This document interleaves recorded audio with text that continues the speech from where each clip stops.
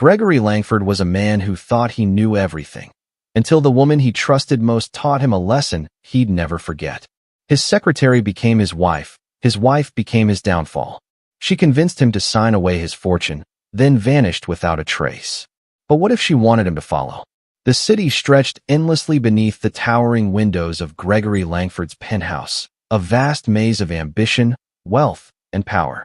From the top floor of his luxury high-rise, he had the perfect vantage point, a view of the streets below where deals were made, fortunes changed hands, and empires either flourished or crumbled.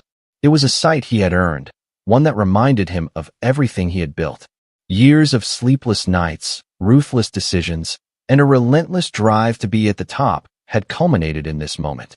He was not just another wealthy businessman. He was a self-made force, a man who had clawed his way up from nothing. And now, standing before the glass, he watched the world move beneath him, feeling every bit the king he had always envisioned himself to be.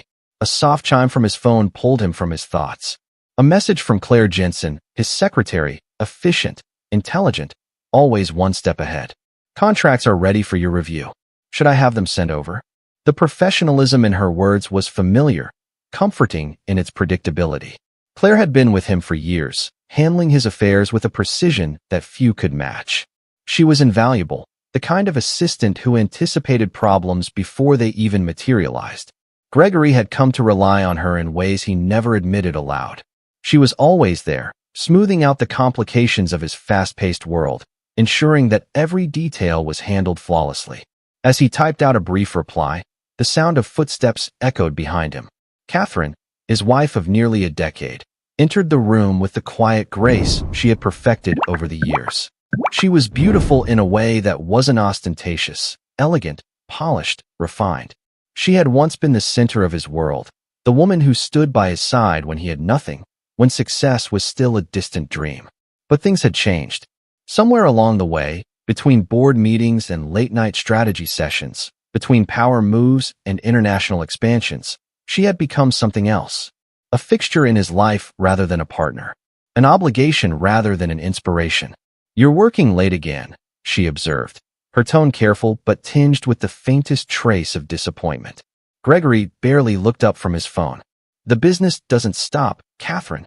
She exhaled slowly, crossing the room until she stood near him, arms folded. "You say that as if I don't know what this business has cost you, cost us." Gregory sighed, pinching the bridge of his nose. He didn't have the patience for another conversation about this, not tonight. "Catherine, we've been over this. This is what I do. It's who I am." She studied him for a moment, as if searching for something beneath the hardened exterior. "And who am I in all of this, Gregory?" A long silence stretched between them. He had no answer, at least not one she would want to hear. The truth was, he had stopped thinking about their marriage in those terms a long time ago. It wasn't about love, or passion, or partnership anymore. It was about maintaining the life they had built, about upholding appearances. Catherine was part of that life, but she no longer felt essential. He turned back toward the window, hoping she would drop it. She didn't. "Are you even happy?" she asked softly. Gregory chuckled dryly. "Happiness is overrated. Success, Catherine, that's what matters." She shook her head, a look of quiet resignation in her eyes. "That's just it, Gregory. You don't see the difference anymore." She left the room before he could respond, her footsteps fading into the cavernous space of the penthouse. For a moment, he felt something, an emptiness, maybe, a nagging voice in the back of his mind telling him that something was slipping away. But he pushed it aside. There was no room for sentimentality in his world. Another message from Claire appeared on his screen. "Everything is on track for the deal closing. I'll ensure the details are ironed out first thing in the morning." Gregory smiled slightly. Claire understood. Claire never questioned his choices. Claire was always there.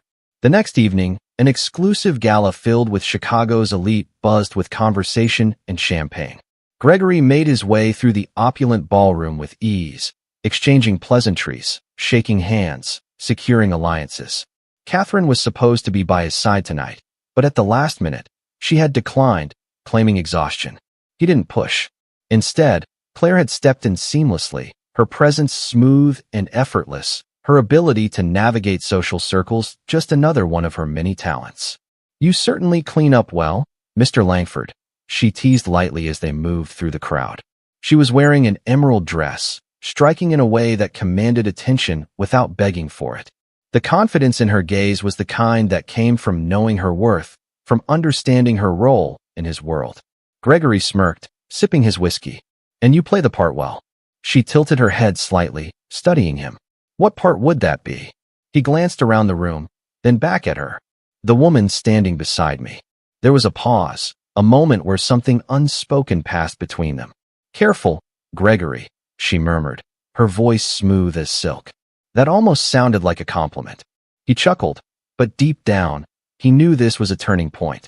As the night wore on, as he watched Claire handle business conversations with ease, charm potential partners, and maneuver through the event as though she belonged in this world, something clicked in Gregory's mind.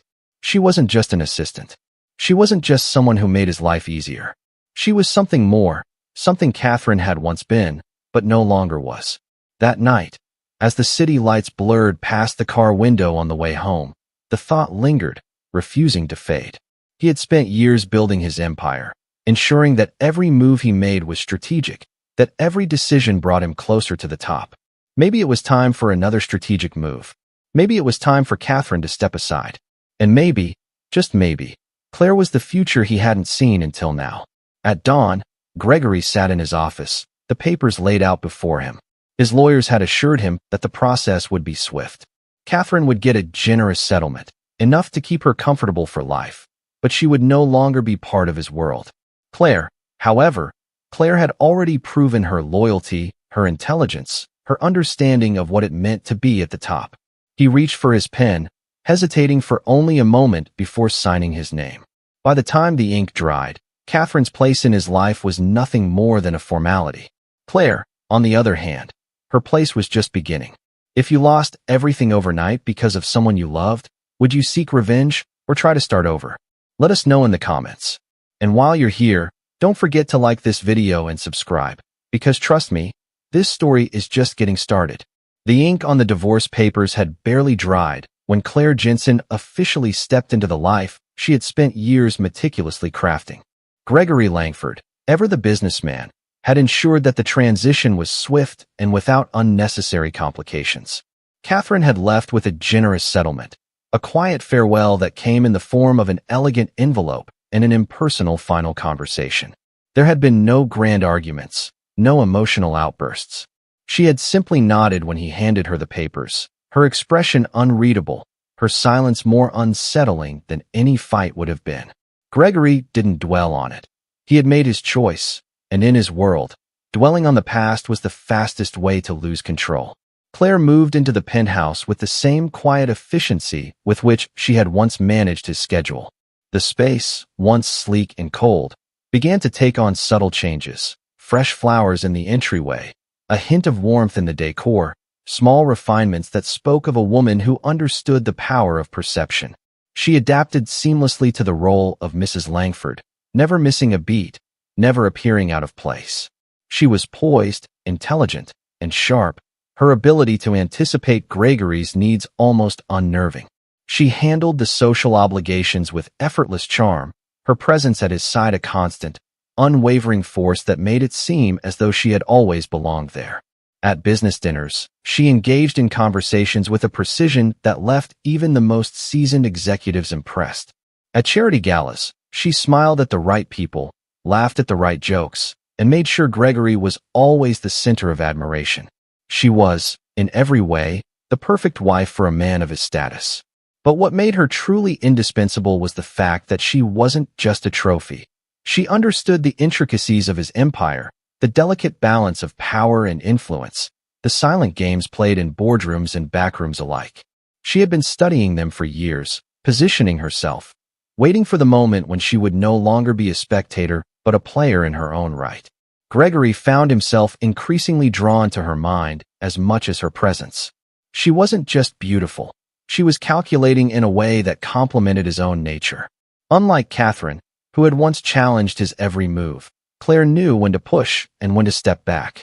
She was never overbearing, never suffocating. If anything, she made him feel as though he was in complete control, even when it was clear that she was quietly guiding him in ways he didn't always realize. It was intoxicating. One evening, as they sat in their private dining room overlooking the city, Claire swirled the wine in her glass before setting it down, her gaze steady on him. "Gregory," she began, her voice smooth, deliberate. "Have you thought about restructuring your holdings?" He raised an eyebrow, mildly intrigued but not yet fully engaged. "What do you mean?" She leaned forward slightly, the candlelight catching the sharp angles of her face. "You've built an empire, but you're carrying too much risk. Too many assets are tied directly to your name. If something were to happen, an acquisition gone wrong, a market shift, everything could be vulnerable. You need insulation." Gregory smirked. "You think I haven't considered that?" "I think you've considered it," she corrected. "But I also think you've been too focused on expansion to prioritize protection." He watched her carefully. There was something about the way she spoke, the certainty in her voice, that made him pause. Claire had always been strategic, but this was different. This wasn't just an assistant offering logistical solutions. This was a woman who was thinking on a level he hadn't expected. And that, more than anything, excited him. Over the next few weeks, Claire's influence became more pronounced. She didn't demand control outright. She never would.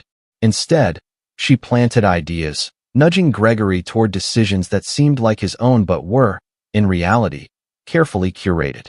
She suggested transferring certain assets into trusts, diversifying investments, moving funds into holdings that were less directly traceable. She framed it as a way to safeguard their future, to ensure that no single event could jeopardize everything he had built. And Gregory, ever confident in his own judgment, saw no harm in listening. One evening, as they returned from a high-profile event, Gregory loosened his tie, glancing at Claire as she slipped off her heels. "You know," he mused, pouring himself a drink, "you could run your own company if you wanted." Claire smiled, but there was something unreadable in her expression. "I don't need my own company," she said simply. "I have you." It was a statement that should have reassured him, should have solidified the trust he had placed in her. But something about the way she said it, the quiet certainty in her tone, left a lingering thought in the back of his mind. Over time, Claire's name began appearing on more documents. Not in an overt way, never in a manner that would raise questions, but subtly, in the fine print, in shared accounts, in the restructuring of holdings that now listed her as a co-owner. Gregory didn't question it. Why would he? Claire had never given him a reason to doubt her. She had only ever made his life easier, more efficient, more secure.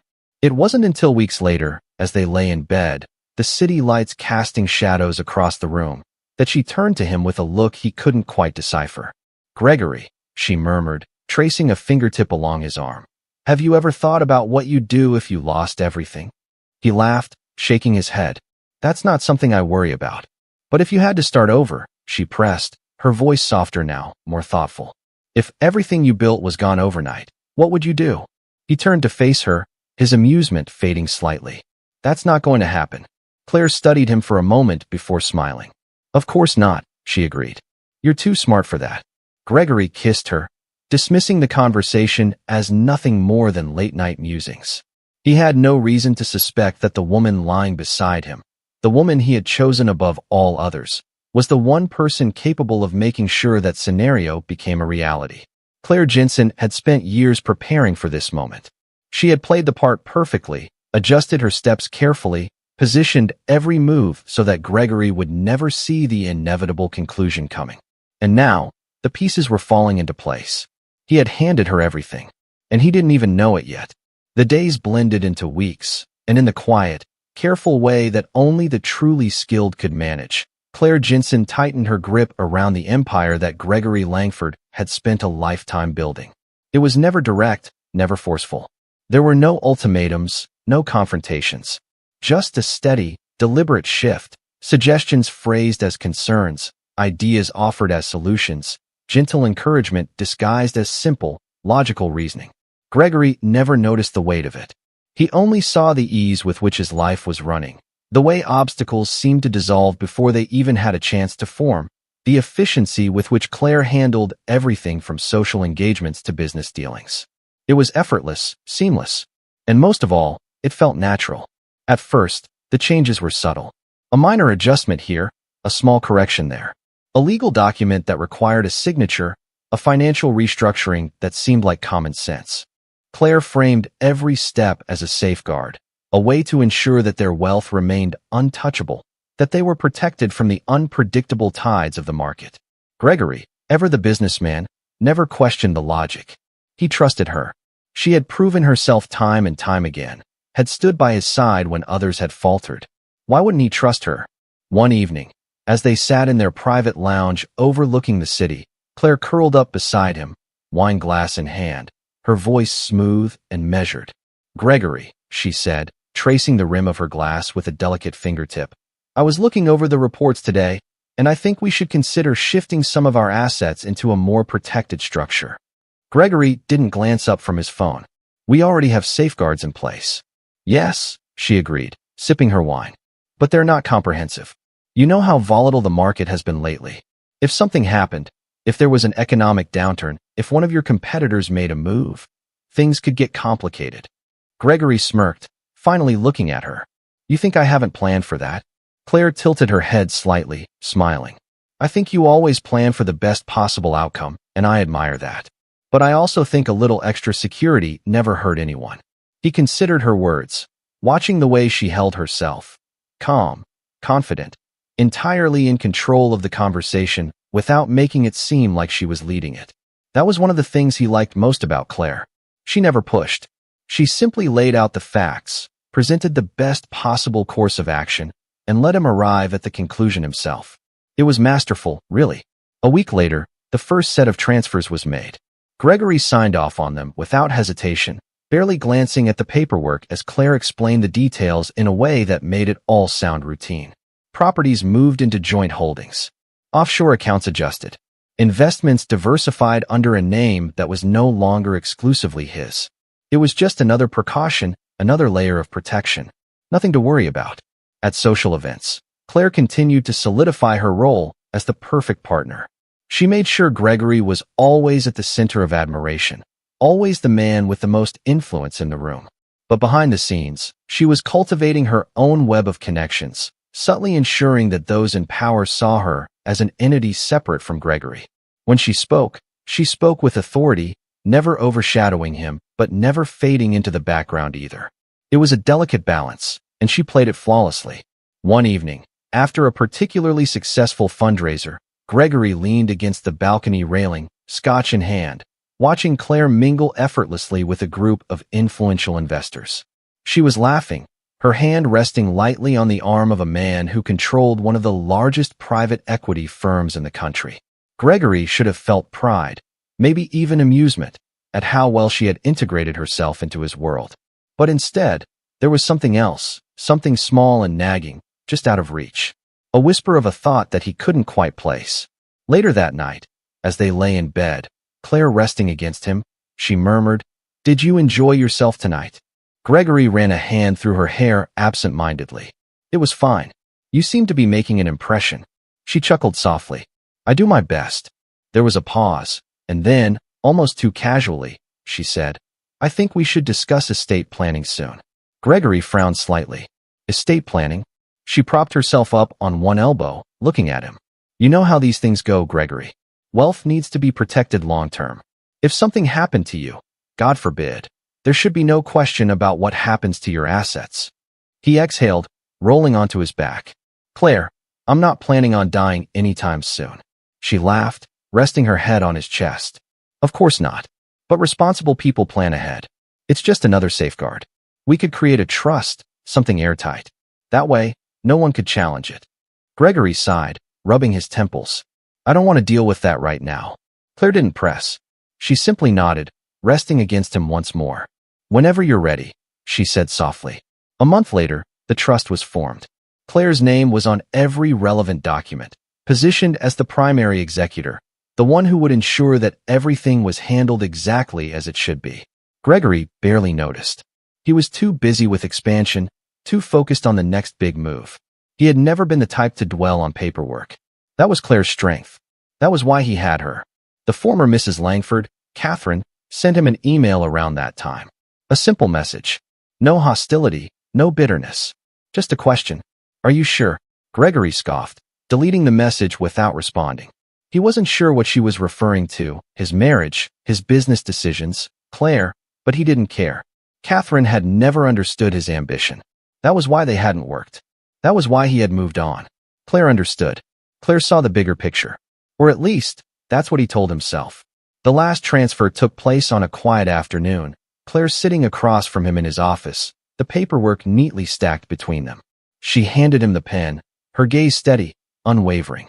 "This is the last one," she said. "After this, everything is protected." Gregory didn't hesitate. He signed his name, flipping through the pages with barely a glance. Claire smiled, leaning over to kiss him on the cheek. "You're making the right choice," she murmured. He believed her. He had no reason not to. Gregory Langford woke to silence. It was the kind of silence that felt unnatural, like a world suspended in pause. For a man who had spent his life in the midst of movement, negotiations, calls, and the hum of business unfolding at every hour, the absence of sound was almost alarming. He turned in bed, expecting to find Claire beside him, but the sheets were cool, untouched. The digital clock on the nightstand glowed a faint 6:13 a.m., earlier than he usually woke. He sat up, rubbing his face, then reached for his phone.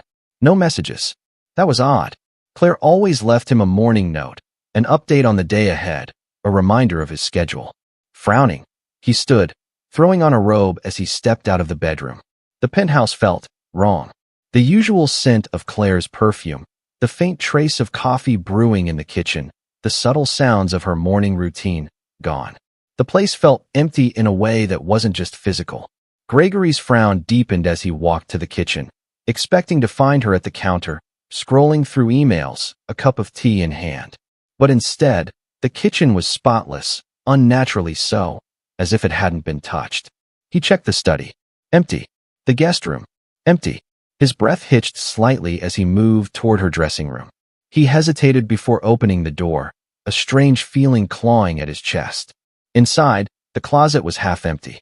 Claire's designer dresses, her meticulously arranged collection of heels, the expensive handbags he had gifted her, all gone. Only a few random items remained, scattered like afterthoughts.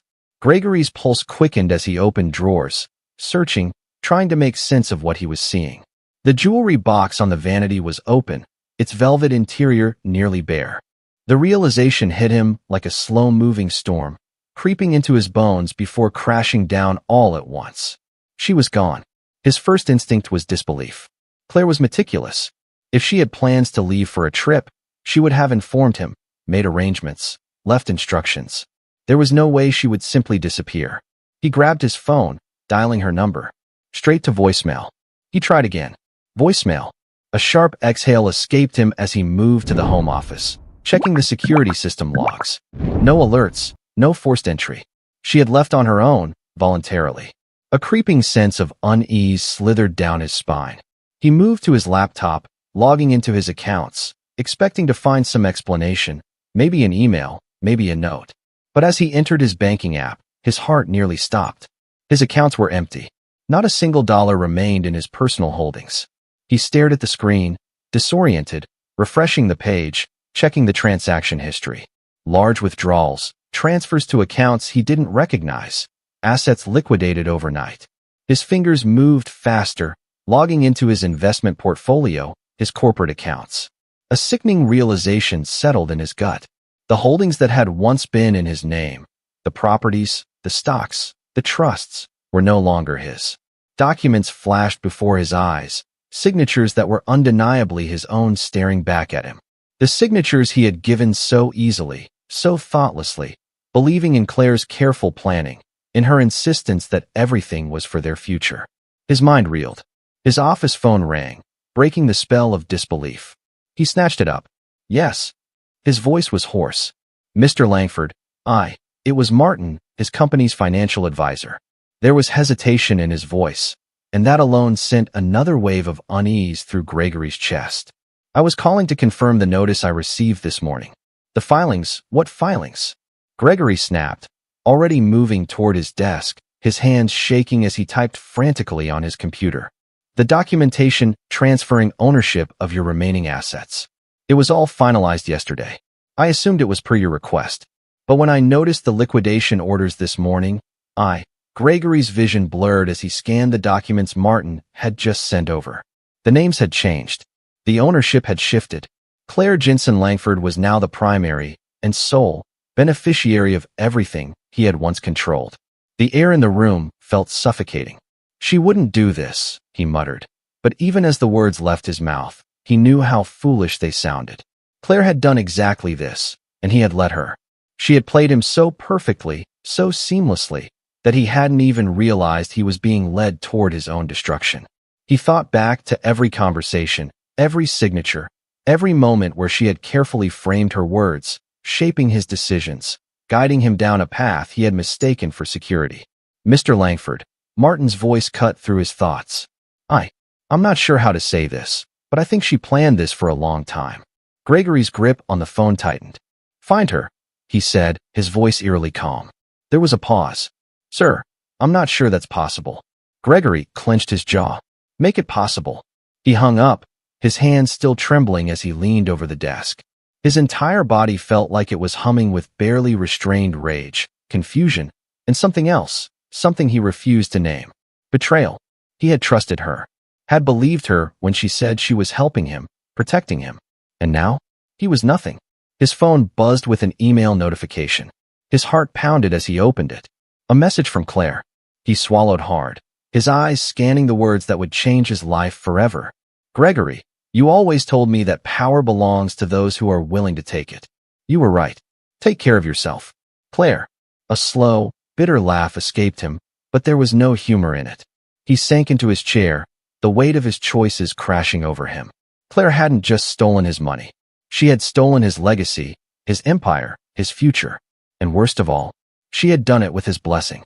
Gregory Langford sat motionless in his office, the weight of the silence pressing down on him like a physical force.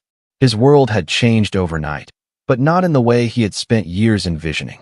It was not the expansion of his empire, not a deal that had secured his place among the financial elite. It was obliteration. It was everything he had built vanishing with the stroke of a pen, his own pen. He had signed away his fortune, piece by piece, with the unwavering trust of a man who believed he was in control. But Claire had been the one with the real power all along, and he had been too blind to see it. He stared at the glowing city beyond the window, its skyline a sharp contrast to the emptiness settling inside him. He had stood here countless times before, looking down at the streets below with the unshakable certainty that he was untouchable.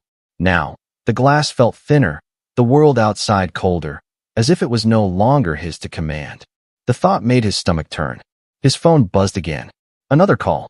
The 15th in the last hour. He ignored it, just like he had ignored all the others. He wasn't ready to face the questions, the scrutiny, the inevitable whispers that would follow. Gregory Langford, the man who had everything, had been reduced to nothing by the very woman he had welcomed into his world. He knew how the media worked. By morning, his downfall would be splashed across every financial publication, his name dragged through endless headlines speculating on how a man of his stature could have been so careless, so blind. His jaw clenched as he finally reached for the phone, dialing the only person he knew would answer without hesitation. Catherine. There was a pause. Then, her voice, smooth and composed, cut through the line. Gregory. For a moment, he didn't know what to say. The last time they had spoken, she had been walking away from their marriage, her expression unreadable as she signed the papers that made Claire the woman in his life. Now, she was the only person who might understand the magnitude of what had happened. You were right, he admitted, the words bitter on his tongue. Catherine exhaled softly. About what? Claire. About everything. Another pause. Then, a quiet sigh. How bad is it? Gregory ran a hand over his face, leaning back in his chair. Bad. His voice was hoarse, his throat tight. It's all gone. The accounts, the properties, the investments. She took everything. Catherine didn't respond immediately. When she did, her voice was softer than he expected. I warned you. He let out a short, humorless laugh. Yeah, you did. Silence stretched between them, thick with things left unsaid. You should come by, she finally said. You sound like you need a drink. Gregory hesitated. The idea of facing her, of seeing the knowing look in her eyes, made his pride scream in protest. But the alternative, Sitting in this empty penthouse, drowning in his own failure, felt worse. "I'll be there soon," he said, ending the call before he could change his mind. The drive to Catherine's townhouse was a blur. The streets of Chicago, once so familiar, felt like a different city altogether. The towering buildings he once owned shares in, the high-end restaurants where he had hosted countless power meetings, the private clubs where he had closed multi-million-dollar deals, it all felt distant, like a past life that had slipped through his fingers. When he arrived, Catherine was already waiting at the door, her arms crossed as she watched him step out of the car. She looked the same, elegant, poised, unreadable. But there was something else in her gaze, something he hadn't seen before. "Pity, maybe." "Come in," she said, stepping aside. The warmth of her home was a stark contrast to the cold emptiness of his penthouse. It smelled of fresh coffee and something familiar, something he hadn't realized he missed until now. She led him to the kitchen, where a bottle of bourbon and 2 glasses were waiting on the counter. He exhaled sharply, shaking his head as he sat down. "You knew," he muttered. Catherine poured them both a drink before sitting across from him. "I suspected." Gregory took a long sip, letting the burn settle in his chest. "You think I deserve this, don't you?" She studied him for a moment before answering. "I think you let it happen." He scoffed, setting his glass down with more force than necessary. "I trusted her. And that was your mistake." The words cut deeper than he expected. Gregory dragged a hand through his hair, staring at the amber liquid in his glass. "She planned it from the start," he murmured, more to himself than to her. "Of course she did," Catherine said matter-of-factly. "Women like Claire don't fall into these situations. They create them." He looked up at her, narrowing his eyes. "Women like Claire?" Catherine gave a small, knowing smile. "You think she's the first?" The thought unsettled him.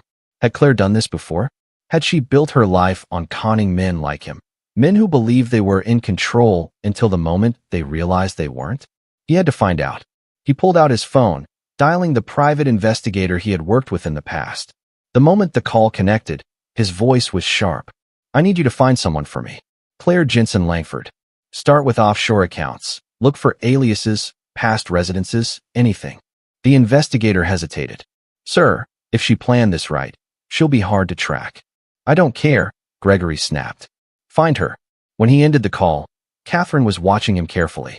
"And what exactly are you going to do when you find her?" He exhaled slowly, setting the phone down. "I don't know." Catherine tilted her head, considering him. "You could let it go." He let out a bitter laugh. "Could I?" She shrugged. "It's an option." Gregory knew she was right. He could walk away, rebuild, start fresh. But the thought of Claire getting away with it, of her sipping champagne somewhere on a private island, living off the fortune she had stolen from him, it ignited something inside him. No, he wasn't going to let this go. Claire had played her game well, but she had underestimated one thing. Gregory Langford didn't lose, and he sure as hell wasn't going to let her win. Gregory Langford had always believed that power belonged to those who never hesitated, to those who anticipated the moves of their enemies before they even had a chance to make them. It was a philosophy that had carried him through the cutthroat world of business, allowing him to climb higher than most men ever dared to dream. But now, as he sat in the dim glow of his penthouse office, surrounded by empty whiskey bottles and unanswered calls, he realized that for the first time in his life, he had been outplayed. Claire had not just taken his money. She had taken his certainty, his very sense of self. He had been the predator for so long that he had forgotten what it felt like to be the prey. The city stretched beyond the glass walls of his office, its lights blinking like distant, indifferent stars. He had spent years watching over this empire, believing himself untouchable, believing that no one could ever take what he had built. Yet here he was, stripped of everything. A man who once owned the skyline now reduced to nothing more than another name in the news cycle. Gregory knew the headlines were already making their rounds. Whispers of his downfall spreading through the very circles that once toasted to his success. His phone buzzed. Wallace Grayson. Gregory exhaled sharply, rubbing his temples before answering. "Tell me you have something." There was a pause on the other end of the line before Wallace's deep voice filled the silence. "She's a ghost, Langford. But ghosts leave traces." Gregory sat up, his grip tightening around the phone. "And?" Wallace sighed. "Claire didn't just vanish. She orchestrated this like a professional. Every move was calculated, every exit strategy perfectly timed. She started funneling assets months ago, offshore accounts, real estate transfers, cryptocurrency holdings. But she made one mistake. Gregory's heart pounded as he waited for Wallace to continue. Her last transaction. It wasn't clean, Wallace said. It was fast. Sloppy. She wired a significant sum to a bank in the Cayman Islands. One of those private institutions that specialize in high-net-worth clients who don't want to be found. But here's the thing. She didn't move all of it. She left a portion in a secondary account, one that's still active. Gregory stood, pacing the room. Which means she hasn't completed her transition. She's not done moving her money. And if she's still moving money, she's still within reach. Gregory's mind raced. Claire had been meticulous, but even the most careful criminals made mistakes when they rushed. If she had left loose ends, it meant she wasn't entirely out of his grasp yet. I need to get there, Gregory said, already pulling up flight options on his laptop. Wallace hesitated. You sure about this? Chasing her down isn't going to bring your money back. Gregory clenched his jaw. It's not about the money. He ended the call, his pulse hammering as he booked the earliest flight out. The Cayman Islands, Claire's last known link to the fortune she had stolen. If she thought she could disappear without consequence, she was about to learn that some ghosts didn't stay buried. The air was thick with salt and humidity as Gregory stepped off the private jet, his sunglasses shielding his eyes from the relentless Caribbean sun.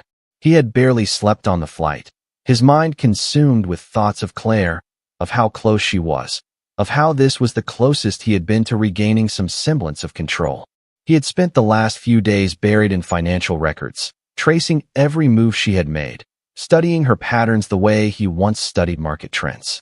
Wallace was waiting for him outside the terminal, leaning against a black sedan, his expression unreadable. "Welcome to paradise," he muttered, opening the door as Gregory slid into the passenger seat. "Tell me what you found." Wallace started the engine, pulling onto a narrow road lined with palm trees swaying lazily in the breeze. The bank Claire used has some of the tightest security I've ever seen. No paper trails, no access without a personal visit. But I made some calls, and a source inside says there was a woman matching her description inquiring about a withdrawal 2 days ago.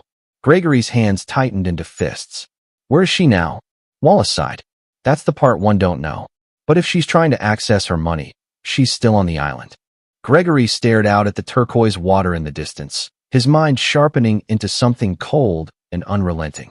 Claire had planned for everything, but she had underestimated one thing, his resolve. He had spent his entire life building himself into the man who never lost, the man who always found a way to turn the odds in his favor. He wasn't about to let this be the exception. "Take me to the bank," Gregory said. Wallace glanced at him. "You think she's stupid enough to go back?" "No," Gregory admitted. "But I think she's watching it. And if she's watching it, we can find her." The bank was a gleaming, modern structure nestled between luxury resorts and pristine beaches, its tinted windows reflecting the endless blue of the ocean. Gregory and Wallace parked a few buildings down, watching the entrance from a shaded cafe patio. Hours passed. The sun dipped lower in the sky, casting golden streaks across the water. And just when Gregory was beginning to think she had slipped through his fingers once again, he saw her. Claire. She moved with the same effortless grace he remembered, her hair now a shade darker, her sunglasses oversized, her movements careful but not hurried. She wasn't entering the bank. She was watching it, lingering just long enough to confirm something before turning to leave. Gregory's breath caught in his chest. For days, she had been nothing more than a phantom, a name on a list of financial transactions, a whisper of a woman who had dismantled his life with terrifying precision. But now, she was real again, flesh and blood, and she was within reach. "She's headed for the back exit," Wallace muttered, already standing. Gregory didn't think. He moved. His feet hit the pavement, his stride purposeful, his heart pounding in a way that had nothing to do with exertion. Claire hadn't seen him yet. She was focused ahead, weaving through the alley behind the bank. Gregory quickened his pace, his shadow stretching ahead of him in the fading light. And then, as if sensing something, she paused, turned. Their eyes met. For a moment, neither of them moved. Then, Claire did something that sent a slow, sharp wave of fury through his veins. She smiled. Not a look of shock. Not fear. Not even surprise. Just a slow, knowing smile. Then she turned and disappeared into the crowd. Gregory cursed under his breath, breaking into a sprint, pushing past bodies as he followed her through the winding streets. She was fast, slipping through gaps with practiced ease, but he was fueled by something stronger than adrenaline. He was fueled by the undeniable need to look her in the eyes and ask the only question that mattered. Why? She darted down a side street, and for a split second, Gregory thought he had her. But as he rounded the corner, the street was empty. She was gone. He stood there, chest heaving, his hands clenched so tightly his nails dug into his palms. She had vanished again, but this time, she had seen him. This time, she knew he was coming for her. And this time, Gregory wasn't going to stop until he had his answer. Gregory stood in the middle of the empty street, his chest rising and falling with deep, controlled breaths. The echoes of the city pulsed around him, the distant sound of a car horn, the muffled laughter of tourists from a nearby cafe, the rhythmic crash of ocean waves in the distance. But all he could hear was the silence where Claire had been. She had seen him. She had smiled. And she had disappeared again, like smoke slipping through his fingers. Wallace caught up to him moments later, his breath uneven from the chase.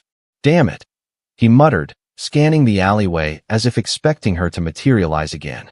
"She planned that. The second she saw you, she knew how to lose you." Gregory ran a hand over his face, forcing himself to stay calm. "She's still here. She wouldn't be watching the bank if she had everything in place yet." Wallace nodded, rubbing his chin. "You're right. She's waiting for something. A final transfer, maybe a new identity. She's not done running." Gregory's mind was already spinning, calculating the next move. "She's careful, but she's not invincible. If she still needs to access her money, then she has a contact here, someone who's helping her transition. We find them. We find her." Wallace studied him for a moment. "You really think this is about getting your money back?" Gregory clenched his jaw. "It's about making sure she doesn't do this again." But that wasn't entirely true. There was something deeper, something unsettled inside him. He had spent his life making calculated decisions, avoiding emotional entanglements, ensuring that no one ever had the power to hurt him. Yet Claire had not only deceived him, she had made him believe in something, made him lower his defenses in a way he never had before. He had let her in, and now she had left him hollow, stripped of everything, questioning every instinct he once trusted. He needed answers. He needed to know who she really was. Wallace sighed. "All right, I'll dig into possible contacts. Black market passport forgeries, financial brokers, anyone who caters to people who need to disappear. But if we find her, what's your endgame?" Gregory stared ahead, his voice quiet but firm. "I want to hear her say it. I want to hear why." The next morning, Wallace called with a lead. "Got something. There's a guy in Havana. Runs high-end disappearances, new identities, forged documents, offshore routing. One of my contacts says a woman matching Claire's description was seen meeting with him 3 days ago." Gregory's fingers tightened around the phone. "What's his name?" "Vasquez. Cuban-born, ex-financial consultant turned ghostmaker. He works out of a private club near the marina. Not exactly the kind of guy who takes walk-ins, but with the right approach." Wallace trailed off. Gregory didn't hesitate. "We're going." The flight to Havana was short. By the time they landed, the sun was setting over the city, casting golden hues over colonial architecture and narrow streets buzzing with life. The marina was an entirely different world, secluded, exclusive, filled with men who carried wealth like armor. Gregory had spent enough time in places like this to know the rules. Money spoke louder than questions. Vasquez's club was tucked behind a gated entrance, accessible only by those who knew where to look. Gregory and Wallace were escorted inside by a well-dressed man who barely acknowledged them, leading them through dimly lit hallways until they reached a private lounge. Vasquez was waiting, reclined in a leather chair, a cigar resting between his fingers. He was older, sharp-eyed, dressed in tailored linen that spoke of quiet authority. "Mr. Langford," he greeted, his voice smooth, as if they were old friends. "To what do I owe the pleasure?" Gregory didn't waste time. "Claire Jensen." Vasquez took a slow drag from his cigar, exhaling smoke before smiling. "Ah, you're looking for her." Gregory's patience was razor thin. "I know she came to you. I know she's trying to finalize her escape. Tell me where she is." Vasquez chuckled softly. And why would I do that? Gregory leaned forward, his tone lethal. Because whatever she's paying you, I can pay more. Vasquez studied him for a long moment, then reached for his drink, swirling the amber liquid before speaking.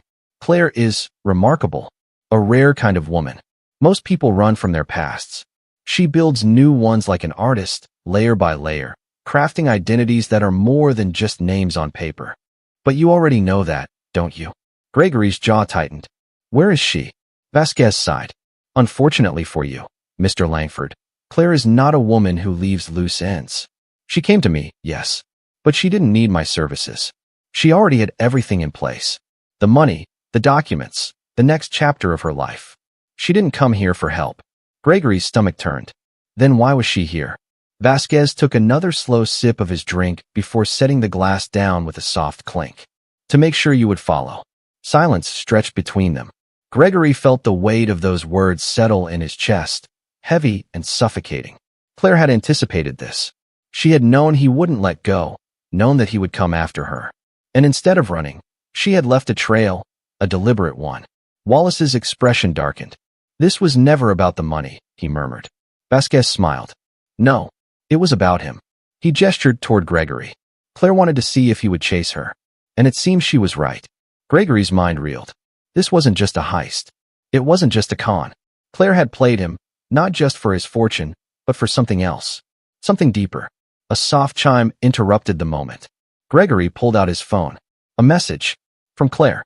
He swallowed hard before opening it. You were always going to come after me, Gregory. That's what makes you who you are. But the real question is, what happens when you find me? No location. No clues. Just a challenge. Gregory exhaled slowly, his fingers tightening around the phone. She wasn't just running. She was waiting. Wallace shook his head. She's playing with you. Gregory's lips curled into something that wasn't quite a smile. Then it's time to stop playing. Claire thought she was in control, that she could dictate how this ended. But Gregory Langford had spent his entire life winning games. And this time, he was going to make sure she lost. Gregory Langford had always believed that there was no such thing as a fair game. In business, in power, in wealth. Those who won were the ones willing to make sacrifices, to see the game for what it was, to manipulate the board before they became the pieces being played. But for the first time, he wasn't the one dictating the rules. Claire had changed the game, rewritten it in ways he hadn't anticipated, and now he was left staring at a chessboard where she had already made her final move. He was still standing, but he had never felt more like he had lost. He stared at the message on his phone, Claire's words sinking deeper into his skin like a slow poison. You were always going to come after me. That's what makes you who you are. But the real question is, what happens when you find me?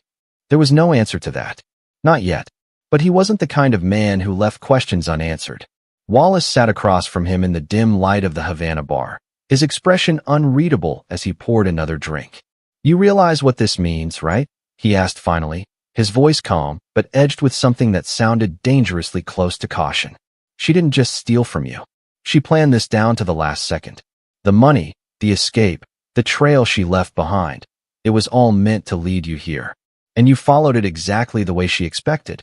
Gregory took the glass, but didn't drink. He turned it between his fingers, watching the liquid swirl as his thoughts did the same. You think I don't know that? He muttered. She's been ahead of me from the beginning. But it doesn't change the fact that she's still here. That means she wants something. Wallace leaned back in his chair, exhaling slowly. Or it means she wants you to believe she does. Gregory clenched his jaw.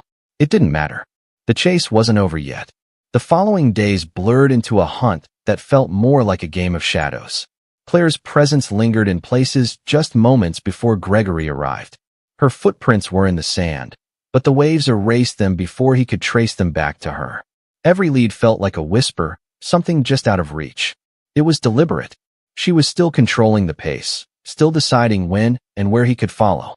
Wallace had pulled every resource he had, calling in favors from contacts who specialized in people who didn't want to be found. But Claire had done this before. Vanishing was an art she had perfected long before Gregory ever knew her name. On the fourth night, Gregory sat in his rented villa, the ocean breeze pushing through the open balcony doors as he stared at the documents spread before him. Every piece of Claire's past was laid out. Names, locations, false identities, bank records. But no matter how many versions of her he studied, none of them told him who she really was. And that was when he realized the truth. He had been looking for Claire Jensen, but Claire Jensen had never existed. Every time she disappeared, she became someone new. But beneath the different aliases, the different hair colors, the different accents, there was still something that connected them all: her ability to manipulate, to understand people so well that she could predict every move they made before they even considered making it. She hadn't just taken his money. She had taken the version of himself he thought was invincible. Gregory closed his eyes, breathing deeply. He needed to think like her, to stop reacting and start anticipating. The next morning, everything changed. Wallace's call came before sunrise. His voice was urgent. She made a mistake. Gregory was already grabbing his jacket. Where? The docks. A private charter under an alias she's used before, Maya Sinclair. It's scheduled to leave in 3 hours. Gregory's pulse kicked up. Claire was leaving. This was it. By the time they reached the marina, the sun was breaking over the horizon, casting long shadows over the water.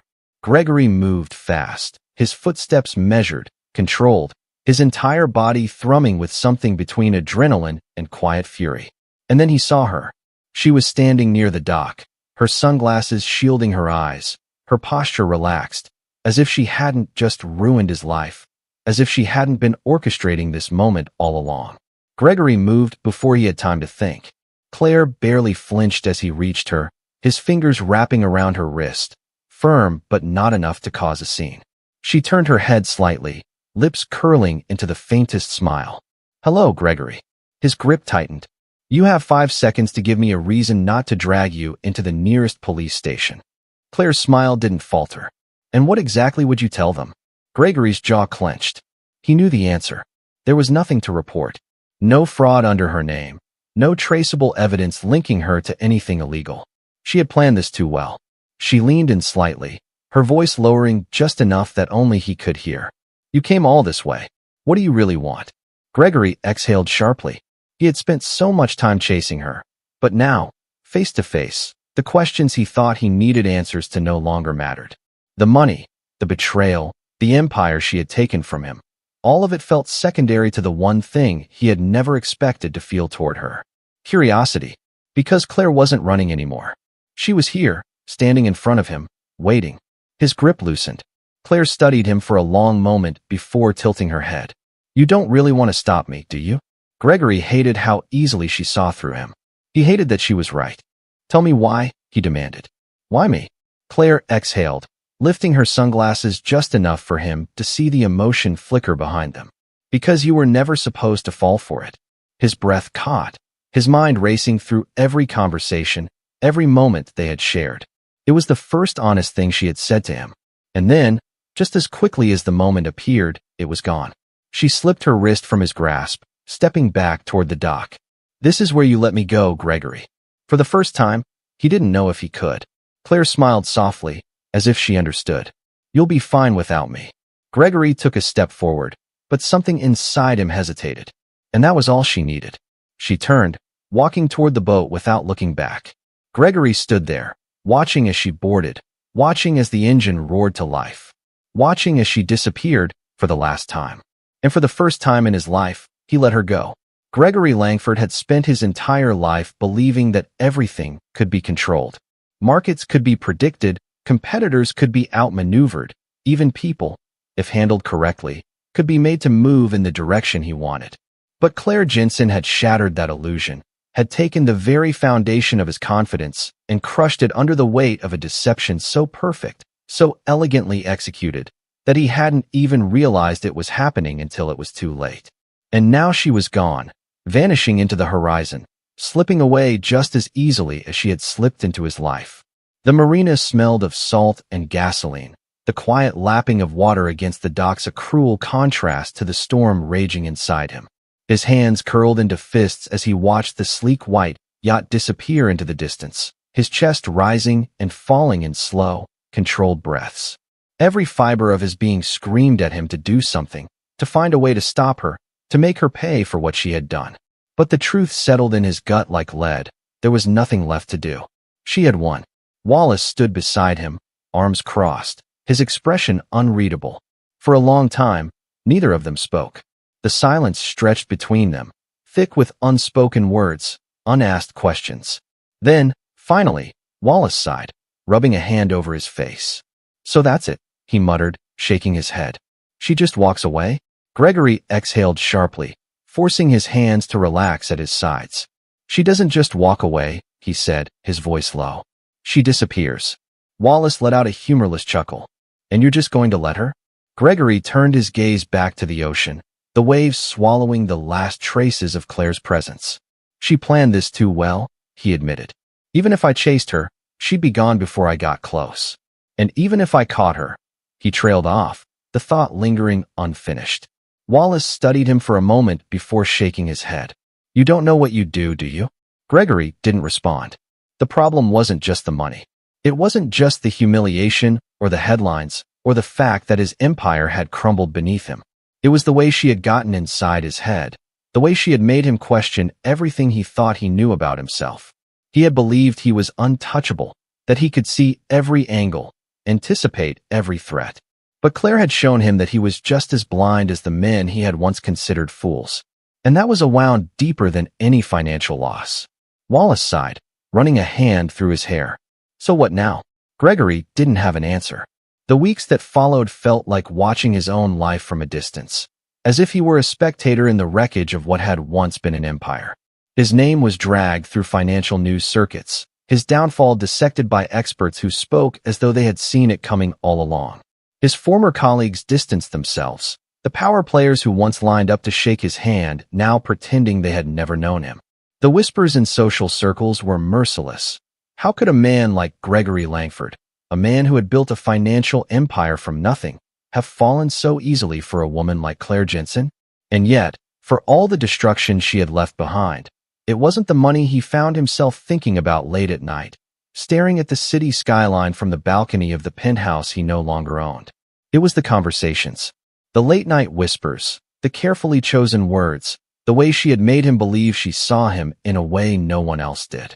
It was the way she had smiled, the way she had always known exactly what to say, exactly how to pull him deeper into her world without him ever realizing he was being led.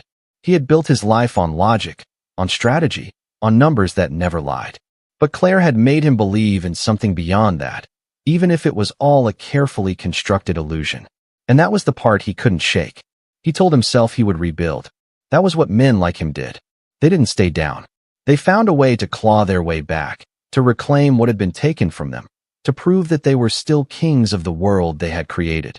And yet, for all his determination, for all the ways he promised himself he would rise again, there was a part of him that knew he had already lost something he would never get back.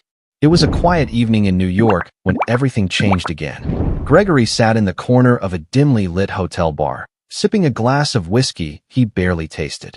The world outside moved on without him. Deals were still made, fortunes still rose and fell, but none of it felt real anymore. He had spent weeks trying to convince himself that this was just another setback, that he could rebuild, that he could be the man he had been before Claire tore through his life like a hurricane. But the truth was, he wasn't the same man anymore. And then his phone vibrated. A message. No name. No number. Just a single line. "Still thinking about me?" The whiskey glass froze halfway to his lips. His pulse hammered against his ribs, a slow, controlled breath the only thing keeping his expression unreadable. He stared at the screen, at the words that were so undeniably her, so effortlessly casual, as if she had never vanished at all. Wallace had warned him. She wasn't done. Gregory exhaled sharply, setting the glass down as he typed his response. "Where are you?" The reply came almost instantly. "Where do you think?" Gregory closed his eyes for a moment, then stood, slipping his phone into his pocket. Claire Jensen had rewritten the rules. Now it was time for him to change the game. Gregory Langford had spent weeks telling himself that it was over, that Claire had won, that she had slipped through his fingers just as easily as she had slipped into his life. But as he stared at the message on his phone, those two simple sentences taunting him from the screen, he knew that wasn't true. She had left, she had disappeared into the shadows, and yet here she was, reaching out, as if inviting him back into the game, as if daring him to come after her. The bar around him was quiet. the murmurs of late-night conversations blending into the soft hum of jazz playing from the speakers. Outside, the city moved on, unaware that a war was about to begin, a war that wasn't about money or power anymore. Gregory had been chasing revenge, had wanted to see Claire fall the way she had made him fall, but now, as he read her words again, he realized something. This was never about revenge. It was about understanding, about proving to himself that he wasn't just another mark in a long list of men she had played and discarded. He typed his response carefully. "You tell me." A minute passed, then another, then the reply. "Not far." Gregory exhaled slowly, slipping his phone into his pocket, his heartbeat steady despite the fire burning beneath his skin. Claire had drawn him in once before, had made him believe in something that had never been real, and yet here he was, ready to play again. Only this time, he wasn't going to lose. He left the bar without another word, stepping into the cool night air. The streets of New York were alive, the city pulsing with energy, but Gregory's world had narrowed down to one singular focus. Claire had left him ruined, stripped of everything, and now she was back.